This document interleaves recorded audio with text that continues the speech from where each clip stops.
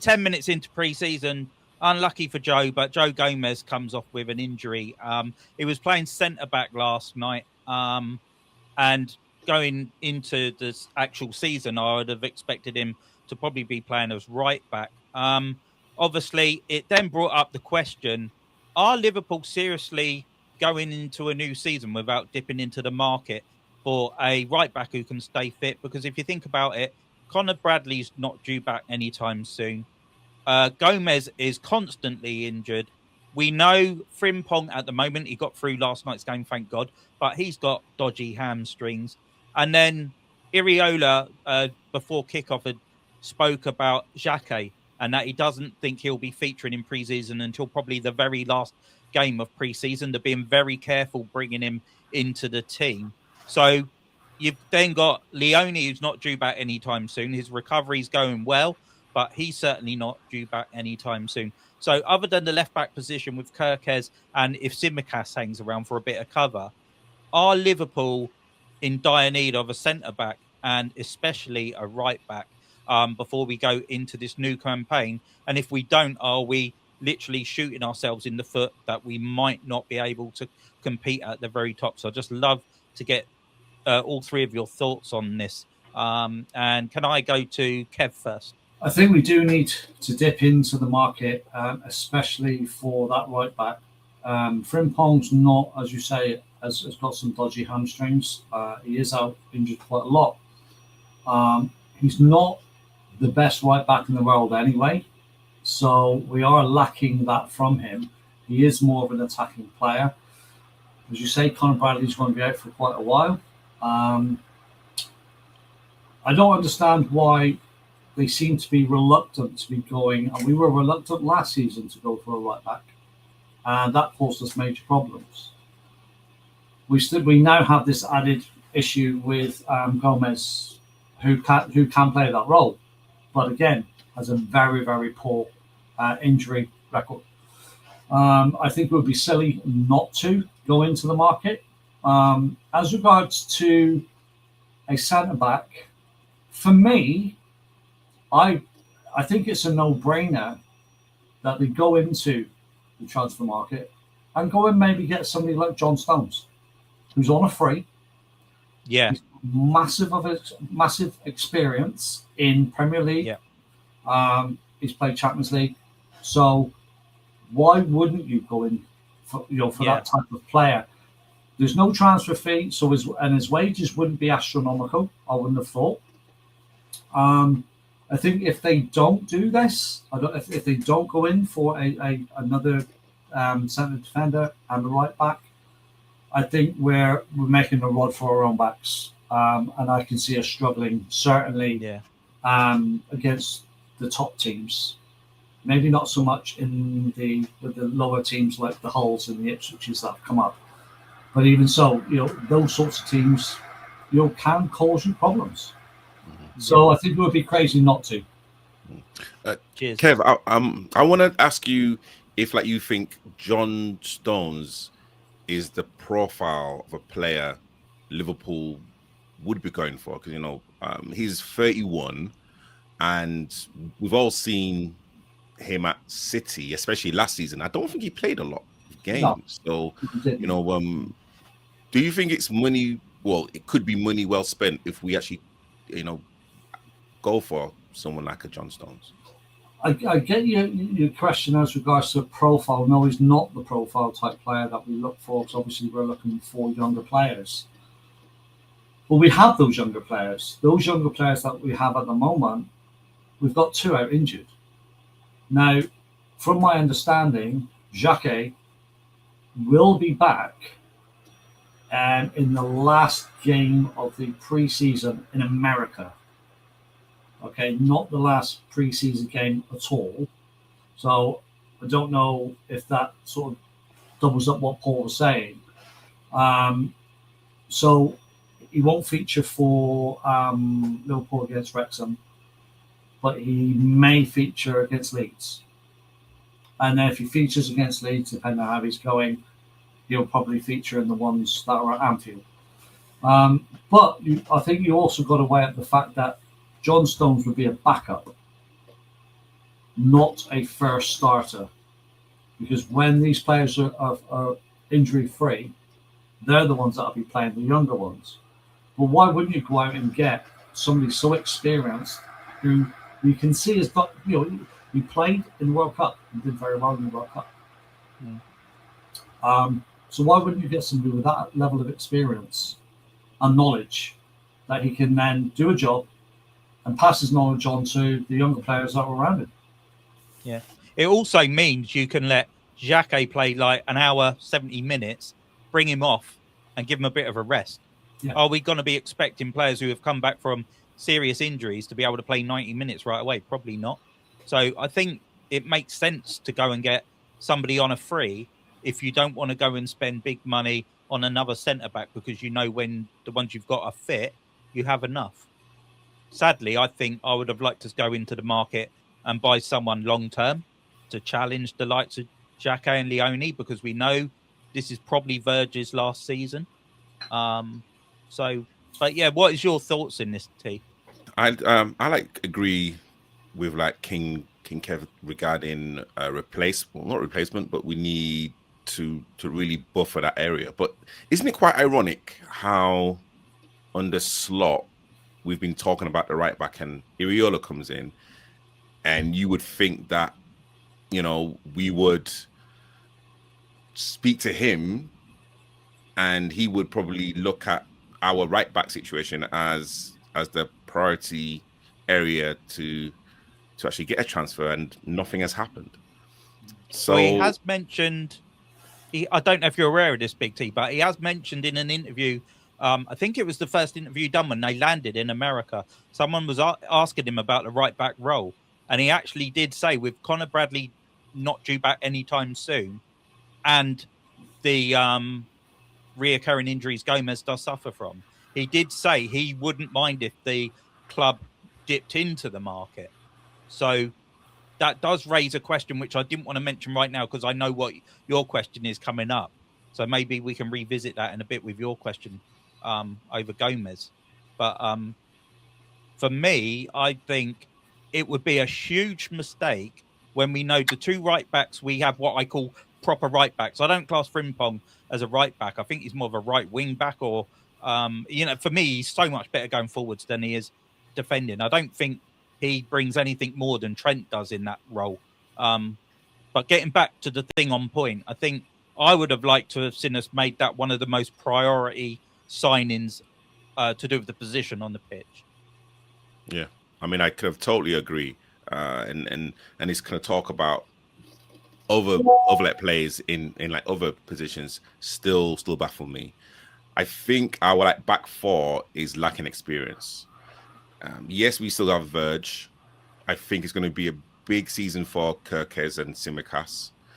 We can't rely too much on Leone and Xhaka to be pulling up trees as well.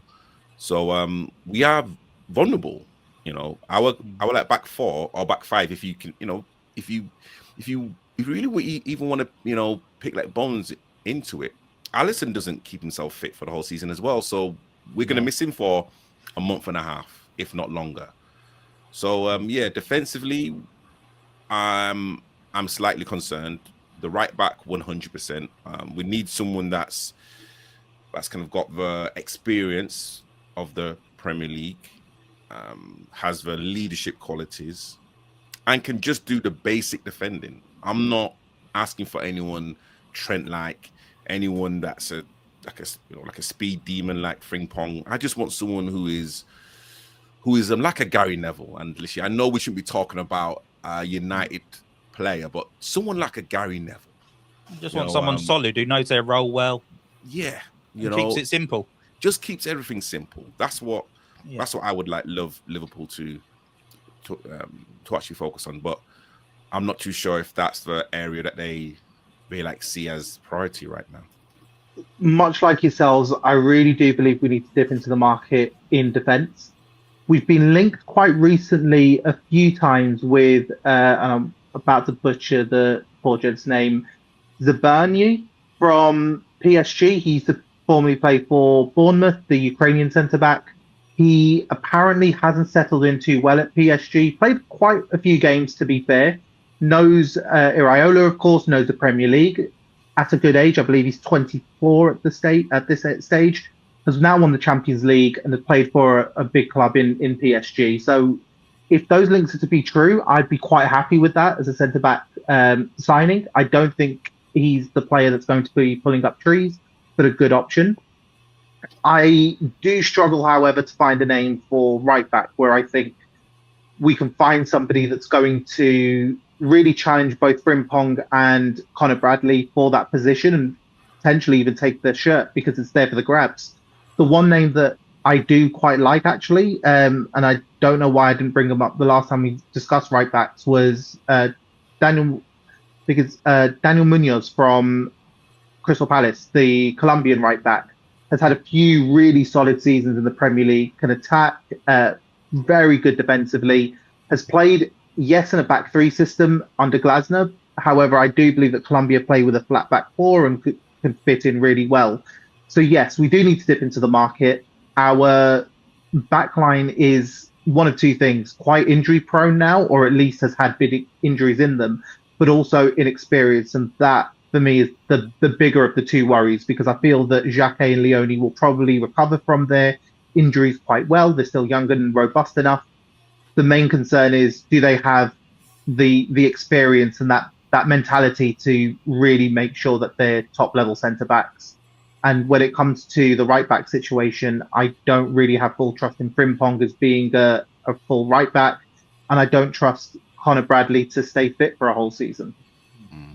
Just before we move away from this question, just one more thing to throw out to you three. Do you think Liverpool would go big for a right back and maybe tempt Spence out of Tottenham? I can't see it, to be honest with you. I think if they were going to go big, surely would have heard something by now, considering what we had, the problems we had last season, and coming into this season we've got the same problems, even more so now with Gomez injured. So prior to Gomez being injured, you'd think, well, okay, we've had a season where we've had a problem with right back. We need to go and do something straight away. That's one area you have to. They just seem to be concentrating on replacing Salah. You know, from what we're hearing, that's the priority. Replace Salah. Well, we've got players that could potentially do that job anyway. Maybe obviously not as good, but there's no guarantee that the likes of Barcola will fit in.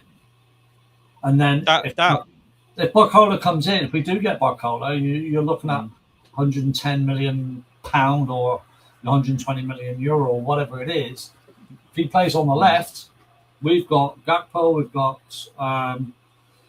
Ngamoa. I think Munoz plays there as well.